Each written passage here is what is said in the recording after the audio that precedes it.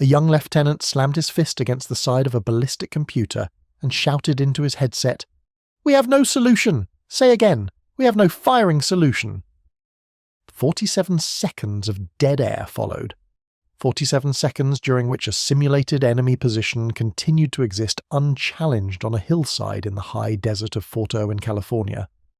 And then, from the back of an observation vehicle where he had been sitting so quietly that most of the crew had forgotten he was there, a 74-year-old man with deep lines carved into his face and hands that hadn't stopped shaking since 1953 reached into the breast pocket of a faded flannel shirt, pulled out a pencil stub no longer than his thumb, and began writing numbers on the back of a crumpled pack of Camel cigarettes. What he wrote in 11 seconds would have taken the fire direction computer, had it been functioning, somewhere between 6 and 9 seconds to calculate. What he wrote was accurate to within 15 metres at a range of 4,000 yards, and what he said when he handed the cigarette pack to a stunned battery commander was 5 words that silenced every man in that vehicle. Done this before, 10,000 times. If that doesn't send a chill down your spine, nothing will. Comment the word fire if you believe the old ways still matter, and stay with me, because this story is one of the most extraordinary things I've ever had the privilege of telling. His name was Arthur Devereux, and in the spring of 2019 he was, by every visible measure, exactly the kind of man the modern army had learned to overlook. He stood 5 feet 7 inches tall, though he had once been 5'9" before the years, and the cold and a compression fracture in his lower spine had stolen those 2 inches from him. His hair was white and thin and combed straight back from a forehead that bore a scar running diagonally from his left temple to the bridge of his nose, a memento from a piece of Chinese mortar shrapnel that had found him on a frozen ridge 66 years earlier. He walked with a cane, not because he couldn't walk without one, but because his left knee, which had been rebuilt twice, and still contained a fragment of steel too close to the artery to remove, occasionally buckled without warning, and Arthur Devereux was not a man who intended to fall down in public. He lived alone in a small house in Barstow, California, about 40 minutes from the gates of the National Training Center at Fort Irwin, and he had lived there for 31 years, ever since his wife, Margaret, had taken a job at the community hospital, and he had taken a job repairing air conditioning units for a company that serviced the base. He had retired from that job in 2009, Margaret had died in 2014, and since then, Arthur had filled his days with coffee at a diner on Main Street, long drives through the desert in a pickup truck that was almost as old as some of the soldiers training at Fort Irwin, and occasional visits to the base itself, where he had a standing invitation from the Post Historical Office to attend open training events as a veteran observer. It was a courtesy extended to a handful of old soldiers in the area, a gesture of respect that cost the army nothing, and gave men like Arthur a reason to get dressed in the morning. He had been a cannoneer. That was the word he used, and he used it with a precision that younger people sometimes mistook for quaintness. Not an artilleryman in the general sense, and certainly not a soldier in the vague and comfortable way that civilians use the term, a cannoneer. Specifically, he had been a sergeant in a forward observer team attached to the 4th Battalion, 11th Marines, redesignated and reassigned during the chaos of the Korean War to support army infantry units operating near the Chosin Reservoir in the winter of 1950. He had arrived in Korea at the age of 19, a skinny kid from Shreveport, Louisiana, who had joined the Marine Corps because his father had been a Marine at Iwo Jima and his grandfather had been a Marine at Belleau Wood, and the idea of being anything else had never seriously occurred to him. He had been trained in artillery fire direction at Camp Pendleton, where he had shown an unusual aptitude for the mathematics of ballistics, the kind of aptitude that his instructors described in his service record as intuitive computational ability exceeding that of most commissioned officers in the Fire Direction Centre. What that meant, in plain language, was that Arthur Devereux could do in his head what other men needed a slide rule, a firing table, and several minutes to accomplish. He could look at a map, estimate a range, factor in wind speed, temperature, altitude, propellant charge, tube wear, and the rotation of the Earth, and produce a deflection and quadrant elevation that would put a high explosive round close enough to the target to make the difference between living and dying. He had learned this skill in a classroom. He had perfected it in a place where the temperature dropped to 35 degrees below zero, and the Chinese People's Volunteer Army came in waves so thick that the artillerymen didn't bother with individual targets, but simply fired into the mass and prayed. The invitation to observe the joint training exercise at Fort Irwin in April of 2019 had come through a retired Master Sergeant named Dale Hubbard, who ran the post's Veteran Liaison Program and who had known Arthur for years. The exercise involved a combined arms live-fire scenario, a carefully orchestrated event in which infantry, armour and artillery units would coordinate strikes against simulated enemy positions across the desert terrain of the NTC's vast training area. Arthur had attended similar events before, sitting quietly in the back of whatever vehicle they put him in, watching through binoculars, occasionally nodding or shaking his head at things only he seemed to notice. He never offered commentary unless asked. He never criticised. He simply watched, and if you were observant enough to watch him watching, you might notice that his lips sometimes moved, forming numbers that no one else could hear, and that his fingers sometimes twitched on his knee as though he were working an invisible plotting board. Dale Hubbard had noticed these things. He had mentioned them once to a young captain who had shrugged and said, "That's nice," and gone back to his tablet. Arthur didn't mind. He hadn't come to impress anyone. He had come because the sound of artillery, even from a safe distance, was the only thing in his life that still made him feel like he was exactly where he was supposed to be. The Fire Direction Centre for the exercise was operated by a team from the 2nd Battalion, 17th Field Artillery Regiment, a unit equipped with M109A7, Paladin self-propelled howitzers, and the latest iteration of the Advanced Field Artillery Tactical Data System, known by the acronym AFATDS. The system was, by any objective measure, a remarkable piece of technology. It could receive target data from multiple sources, compute firing solutions for multiple weapons simultaneously, account for dozens of meteorological and ballistic variables, and transmit the solution to the gun line in a matter of seconds. It was fast, accurate, and, on that particular April morning in the Mojave Desert, completely non-functional.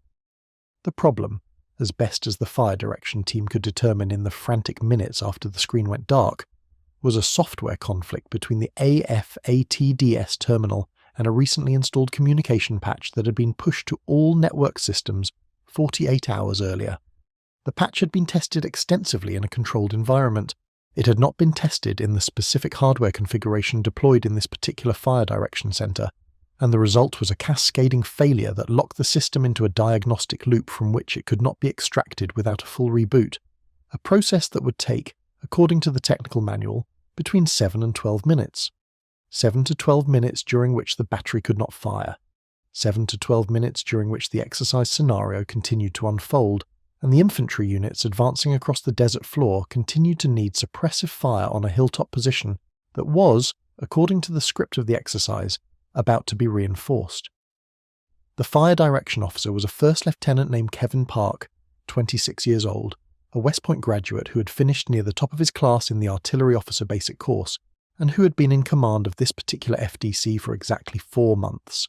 He was competent, thorough, and deeply committed to his soldiers and his mission, and in the moment that the AFA-TDS screen went black, he experienced the particular kind of panic that only comes when you realise that everything you have been trained to rely on has just ceased to exist. He ran through the troubleshooting checklist. He called the Battalion Tactical Operations Centre. He instructed his specialist to attempt a manual restart. And when none of these things produced an immediate result, he did what any honest young officer in his position would do. He keyed his radio and reported in a voice that he managed to keep almost perfectly steady that the Fire Direction Centre had lost its computational capability and could not generate a firing solution. The response from the exercise controller was immediate and unforgiving. "Charlie Battery, you have 60 seconds to provide a firing solution for target reference point Alpha 7, or you will be assessed as combat ineffective for this phase." In the observation vehicle, which was parked on a ridge approximately 800 metres behind the gun line, Arthur Devereux heard every word of that transmission through the vehicle's internal speakers. He was sitting in a fold-down seat near the rear hatch, his cane propped between his knees, a pair of ancient Steiner binoculars hanging around his neck. Beside him sat Dale Hubbard and a young public affairs specialist named Corporal Reyes, who was there to photograph the exercise for the unit's social media page. Arthur had been quiet all morning, watching the preparations with the patient, evaluative eye of a man who had done this work when the tools were different, but the physics were the same. He had watched the gun crews conduct their pre-fire checks. He had watched the FDC team calibrate their systems. He had watched Lieutenant Park brief his soldiers with the earnest intensity of a young man who believed completely in the technology at his disposal. And Arthur had thought, without malice or judgment, that these were good soldiers who had been taught to trust machines in a way that his generation had been taught to trust mathematics. He did not think one way was better than the other. He simply knew that machines could fail and mathematics could not. When the transmission came through reporting the system failure, Arthur did not react immediately. He listened. He heard the edge in Lieutenant Park's voice. He heard the exercise controller's deadline. And he heard something else, something that the younger people in the vehicle did not hear because they had not spent their formative years in a place where the failure to calculate a firing solution meant that men died. He heard silence from the gun line. He heard the absence of the sound that was supposed to come next, the sharp, concussive bark of a howitzer sending a round downrange. And in that silence he felt something shift inside him. Something that had been dormant for decades. A kind of muscle memory that lived not in his arms or his legs, but in the part of his brain that had once processed numbers faster than conscious thought. He looked at Dale Hubbard. Dale looked back at him. And something passed between them that required no words, the kind of understanding that exists only between men who have been in the same kind of trouble and know what it looks like when trouble is happening to someone else. Arthur reached into the breast pocket of his flannel shirt. He carried 3 things in that pocket at all times. A small laminated photograph of Margaret on their wedding day, a brass-cased .30 caliber bullet that he had picked up on the frozen ground at Chosin and had carried as a talisman ever since, and a pencil stub, approximately 2 inches long, sharpened to a fine point with a pocket knife, that he kept not out of nostalgia but out of the unshakable conviction that a man should always have something to write with. He pulled out the pencil. Then he reached into his pants pocket and withdrew a crumpled pack of Camel cigarettes. He didn't smoke anymore. Margaret had made him quit in 1987. But he still carried the pack because it was the right size to fit in his pocket, and the blank white interior of the cardboard, when unfolded, provided a writing surface approximately 4 inches by 3 inches, which was, as it happened, exactly enough space to compute a deflection and quadrant elevation for a single target. He didn't ask permission. He didn't announce what he was doing. He simply unfolded the cigarette pack on his knee, and with the pencil stub held between fingers that trembled with age but moved with a certainty that age could not diminish, he began to write. First, he needed the target location.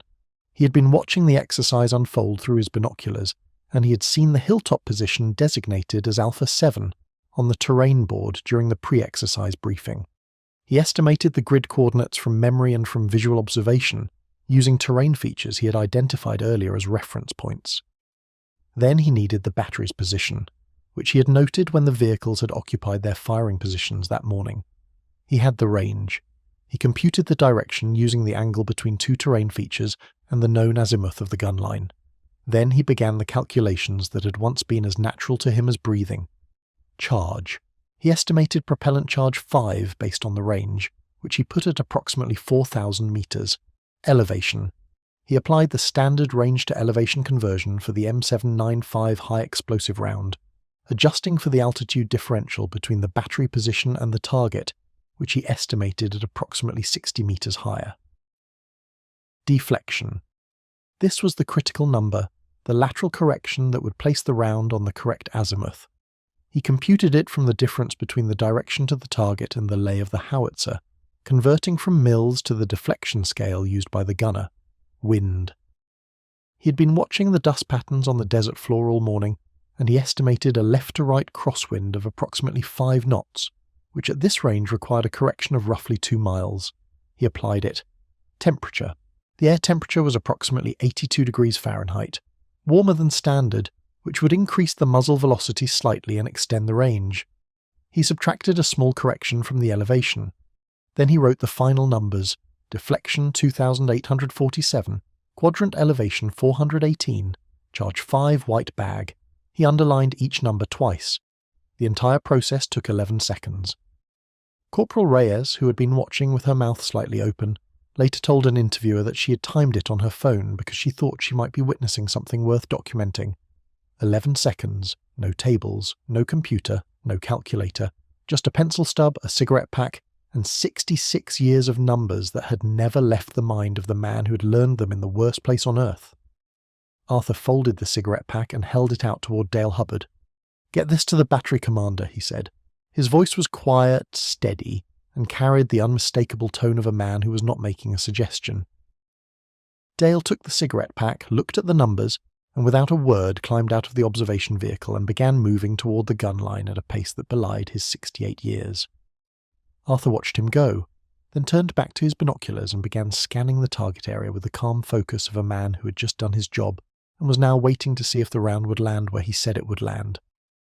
Dale Hubbard reached the battery commander, a major named Caitlin Torres, in under 2 minutes.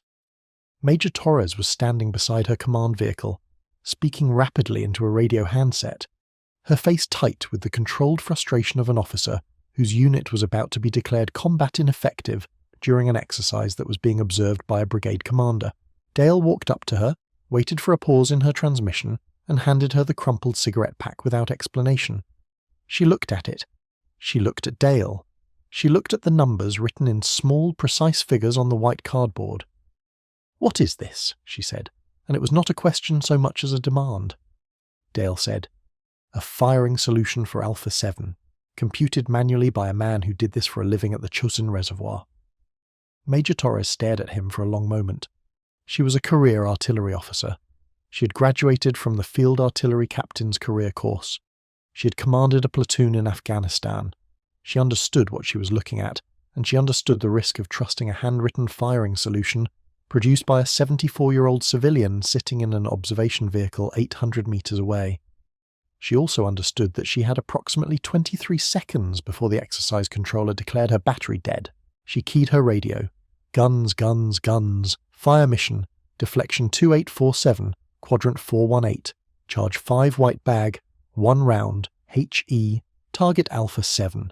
Fire." The gunline responded. The chief of the firing battery, a master sergeant named Dominguez, repeated the dot back. The number 1 gun crew, who had been standing ready at their howitzer with nothing to shoot for the past 3 minutes, loaded the round, set the deflection and elevation, and fired.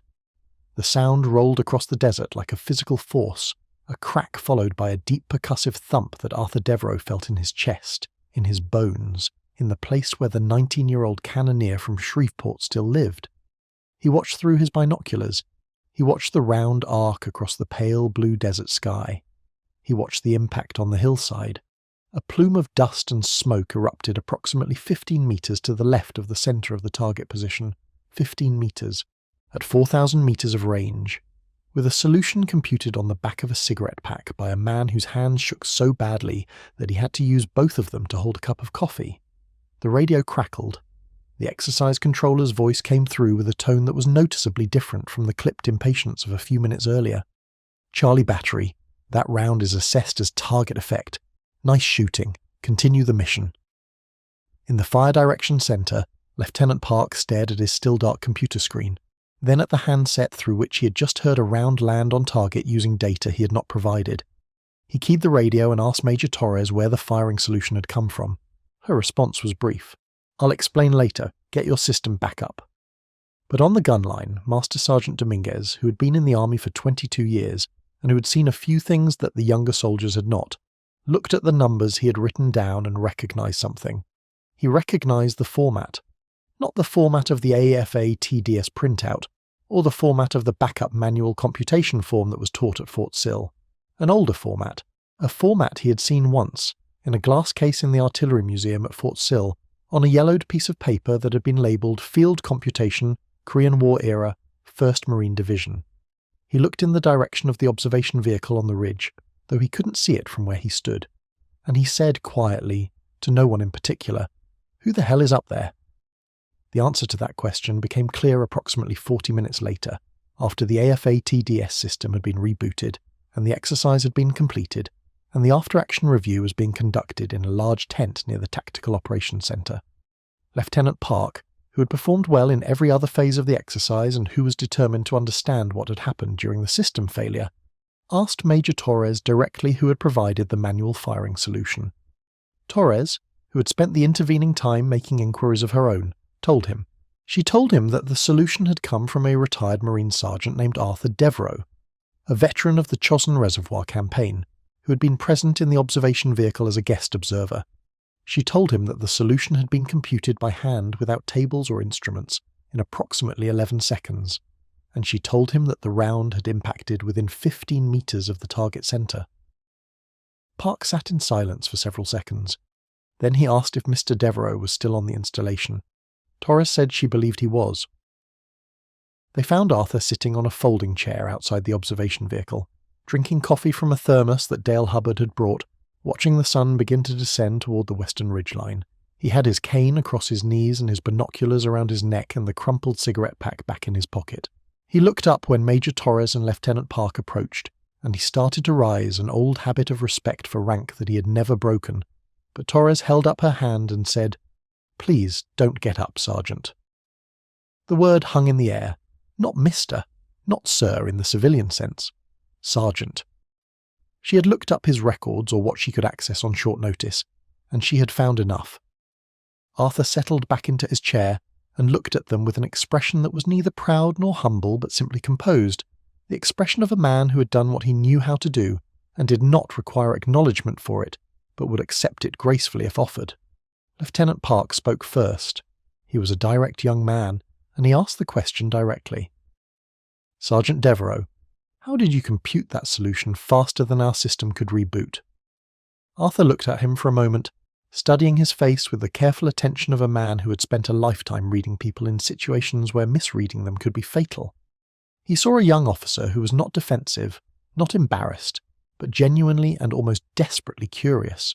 He saw a man who wanted to learn, and Arthur Devereux, who had never refused to teach anyone who genuinely wanted to learn, gave him the only honest answer he had. "Son, at Chosin, the computers we had were us. Our brains and our hands and whatever we could write on. The Chinese came at night mostly, and they came fast, and if you couldn't compute a deflection before they overran the battery position, then the infantry in front of you died, and then you died. I did those calculations 10,000 times in that winter. 10,000 times with frozen hands, in the dark, with men screaming and rounds impacting all around us. After that, you don't forget. The numbers are in here." He tapped his temple with one shaking finger. "They never leave." The silence that followed was the kind of silence that descends on a group of people when they realize they are in the presence of something they have read about in textbooks, but never expected to encounter in the flesh. Major Torres, who had been in combat and understood what it meant to perform under fire, felt it. Lieutenant Park, who had studied the Chosin Reservoir campaign at West Point and had written a term paper on the role of artillery in the breakout from Udom Knee, felt it with a particular intensity that he would later describe as the moment when history stopped being history and became a man sitting in a folding chair with a cup of coffee. And Master Sergeant Dominguez, who had walked up from the gun line because he had to know, stood at the edge of the group with his arms crossed and his jaw set and his eyes locked on Arthur Devereux with a look that any soldier from any era would recognize. Respect. Not the polite automatic respect of rank or custom, but the deep, earned, unshakable respect of one professional for another. Arthur, who had not sought this moment and was not entirely comfortable with it, took a sip of his coffee and looked out at the desert. "You have good soldiers," he said to Torres. "Good crews, fast on the guns. Discipline is tight. Your young lieutenant there," he nodded toward Park. "He kept his composure when the system went down. That matters. That matters more than the computer." Torres nodded. "But," she said, and she left the word hanging, knowing that he had more to say. Arthur looked back at her and something shifted in his eyes, something harder and older and less comfortable. "But they don't know the math," he said. "Not in their bones. They know how to operate the system. They know how to input the data and read the solution and transmit it. And that's fine. That's the modern way. And I'm not going to sit here and tell you the old way was better, because the old way got a lot of good men killed for lack of speed. But when the system goes down, and it will go down because systems always go down, they need to be able to do what I just did. Maybe not in 11 seconds, maybe not in their heads, but they need to be able to pick up a pencil and a piece of paper and compute a firing solution from first principles, because the enemy doesn't wait for your computer to reboot." Major Torres looked at Lieutenant Park. Park looked at Dominguez. Dominguez uncrossed his arms and said, "Sergeant Devereux, would you be willing to come back and spend some time with my gun crews?" Arthur looked at him. "Doing what exactly?" Dominguez chose his next words carefully. because he understood that what he was about to ask carried weight beyond a simple training request. Teaching them, the manual methods, the way you learned, not to replace what we have, but to back it up, to give them something to fall back on when the technology fails. Arthur was quiet for a long time. He looked at the desert. He looked at the gun line where the paladins sat in their firing positions like sleeping animals.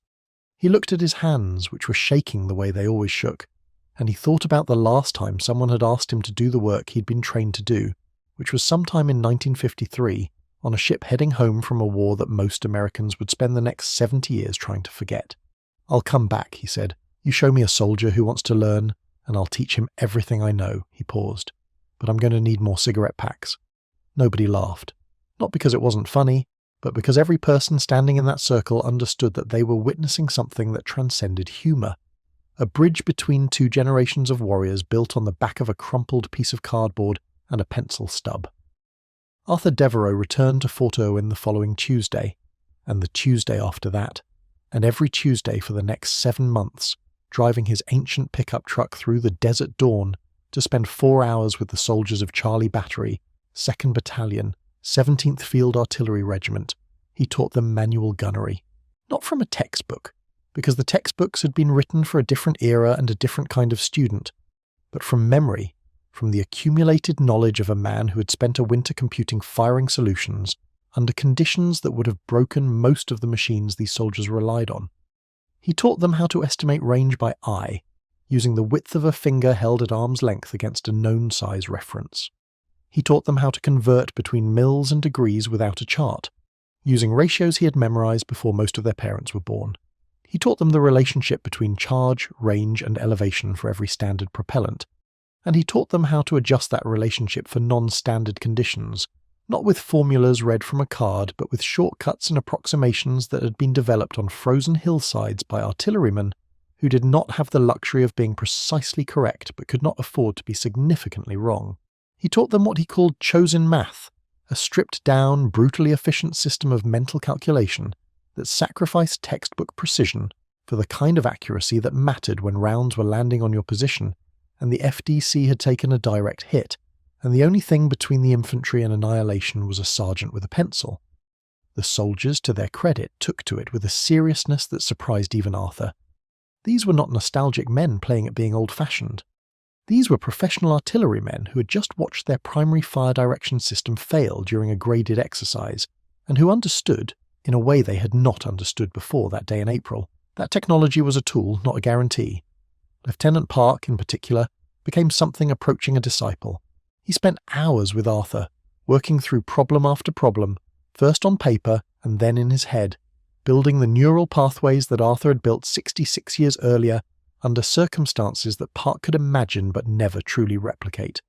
He asked Arthur about Chosin, not the way historians asked, with careful questions about troop movements and strategic decisions, but the way a soldier asks another soldier about combat, with the understanding that the answers might not come in complete sentences or in chronological order, or without long pauses during which the older man looked at something that the younger man could not see.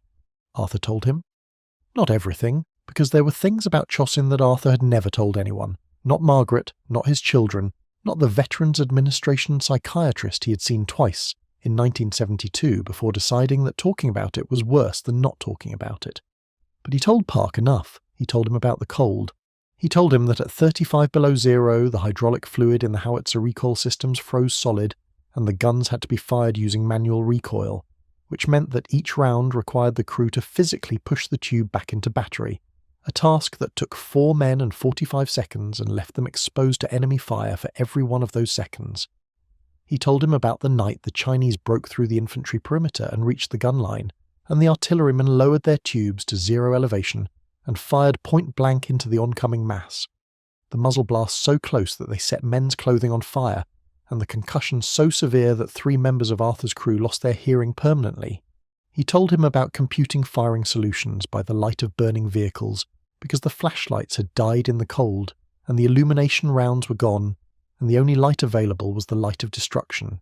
And he told him about the morning after the worst night, when the sun came up on a landscape of frozen bodies and cratered snow and shattered equipment, and Arthur had sat down on an ammunition crate and computed one more firing solution, for one more mission, in support of one more group of infantry trying to reach the road south, and he had done it perfectly, as he had done every computation before it, because that was his job, and those men were counting on him, and the numbers were the one thing in that frozen hell that still made sense. Park, who had listened to all of this with the kind of attention that is itself a form of respect, asked Arthur one day if he had ever been recognised for what he had done at Chosin. Arthur looked at him with a faint smile that contained no humour. "Recognised," he repeated, as though the word were a foreign object that he was turning over in his hands, examining from different angles. "I got a bronze star, somewhere. Margaret kept it in a box with some other things. I suppose it's still in the closet." He paused. "Recognition was never the point, Lieutenant. The point was that the rounds landed where they were supposed to land, and the men who needed to come home came home, or as many of them as could." He looked at his hands again, at the tremor that never stopped. "The ones who didn't come home, I carry them in here," he tapped his chest. "Same as I carry the numbers in here," he tapped his temple. "Neither one goes away." Word of Arthur's Tuesday sessions spread through the battalion, and then through the brigade. Other batteries sent soldiers to learn. An artillery officer from the school at Fort Sill called Major Torres and asked if she could arrange for Arthur to be filmed during one of his instruction sessions for use as a training supplement. Torres asked Arthur. Arthur said he didn't mind, as long as nobody expected him to dress up or read from a script. The filming happened in June, in 106-degree heat, and Arthur, who had survived temperatures ranging from 35 below zero to the blast furnace of the Mojave summer, taught a class on manual deflection computation while sitting in the shade of a camouflage net and drinking water from a canteen that Master Sergeant Dominguez refilled every 15 minutes without being asked. The video was 27 minutes long. It was uploaded to an internal Army training portal. Within a month it had been viewed over 40,000 times, a number that, in the world of military training videos, was extraordinary. Comments from artillerymen around the world filled the page. "This is what we've lost. Why don't they teach this at Fort Sill anymore? Get this man a classroom."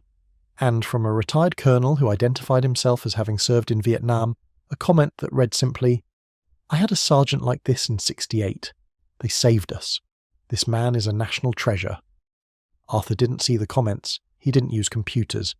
But Dale Hubbard told him about them one Tuesday morning over coffee, and Arthur listened and nodded and said, "Well, if it helps somebody put a round on target when they need to, then it was worth getting out of bed." That was Arthur Devereux. That was the sum total of his ambition at 74 years old, that something he knew might help someone he would never meet survive a situation he hoped they would never face. The last Tuesday session happened in November of 2019. Arthur had been coming for 7 months, and in that time he had personally trained over 60 soldiers in manual gunnery techniques. Charlie Battery had integrated his methods into their standard operating procedures, creating a backup manual fire direction capability that could be activated within seconds of a system failure. Lieutenant Park had become proficient enough in mental computation to produce a firing solution in under 30 seconds, a fact that Arthur acknowledged with a nod and the words, "You're getting there."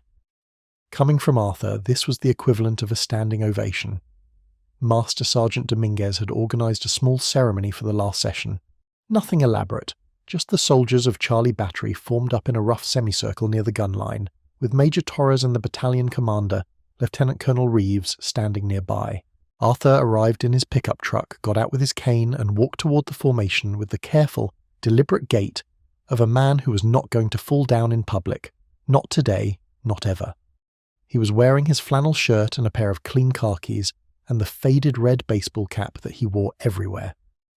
Lieutenant Colonel Reeves stepped forward and presented Arthur with a framed certificate of appreciation from the battalion, which Arthur accepted with a nod.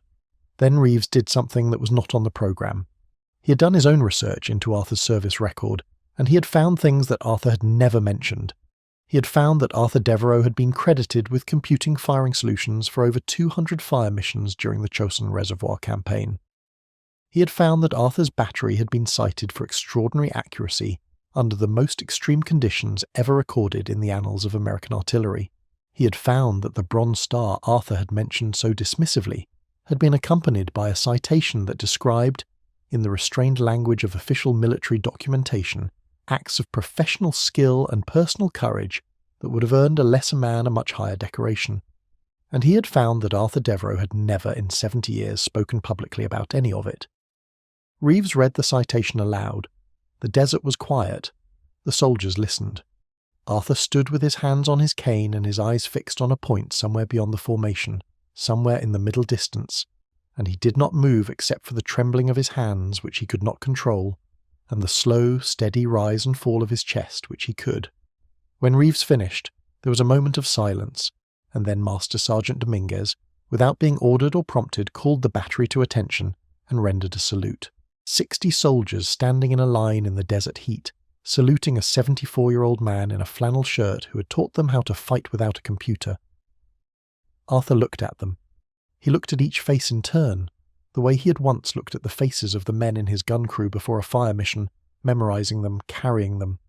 Then he raised his right hand slowly and returned the salute with a precision that 66 years of civilian life had not erased. He held it for a long time, and when he finally lowered his hand, Lieutenant Park stepped forward and handed him something. It was a cigarette pack, a fresh, unopened pack of Camels, with a handwritten note taped to the front. The note read, "For future fire missions, from your battery." Arthur took it. He looked at it, and for the first time in anyone's memory, including Dale Hubbard's, who had known him for 15 years, Arthur Devereux's eyes filled with tears. He didn't wipe them away. He didn't apologize for them. He simply stood there in the desert sun with a pack of Camels in his shaking hands and tears running down the deep lines of his weathered face, and he said, in a voice that was not quite steady, "Thank you, all of you. You have no idea what this means." He put the cigarette pack in his breast pocket, next to the photograph of Margaret and the brass bullet casing from Chosin, and he walked back to his truck, and he drove home through the desert with the windows down and the warm November air on his face, and he was, for that afternoon at least, exactly the man he had always been.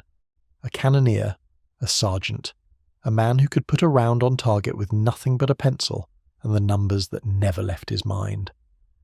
There is a lesson in this story that goes beyond military tactics and ballistic computation. It is a lesson about what we lose when we stop listening to the people who came before us. It is a lesson about what happens when we build our entire capability on systems that can fail and forget to maintain the human knowledge that cannot. Arthur Devereux did not walk into that observation vehicle intending to prove anything. He did not compute that firing solution to show up a younger generation. He did it because rounds needed to land on target, and he knew how to make that happen, and the fact that he had learned it in 1950 and was applying it in 2019 did not make the knowledge less valid. It made it more valid. Because knowledge that survives 66 years of disuse and still functions with lethal precision under pressure is not obsolete. It is fundamental, and the men and women who carry that knowledge are not relics to be tolerated at training exercises. They are assets to be treasured, consulted, and heard. Arthur Devereux still lives in Barstow. He still drives his pickup truck through the desert. He still carries a pencil stub in his pocket and a crumpled cigarette pack beside it, though now there are 2 packs, the old one and the one the soldiers gave him, and he has never opened either one. He still goes to Fort Irwin sometimes when they invite him, which is more often now than before, and when he sits in the back of a vehicle and watches young artillerymen do their work, he still mouths the numbers silently, and his fingers still twitch on his knee, and if you ask him what he's doing, he'll tell you the same thing he told Lieutenant Park that day in the desert. "Just keeping my hand in. You never know when somebody's going to need a firing solution." If this story moved you, if it reminded you that the knowledge of those who served before us is a treasure that deserves to be preserved and honoured, then I am asking you to do one thing. Subscribe to this channel, not for me, for every Arthur Devereux out there, every old soldier sitting quietly in the back of a room, carrying knowledge that no computer will ever replicate, waiting for someone to ask. Subscribe because these stories deserve to be told, and together we are going to keep telling them.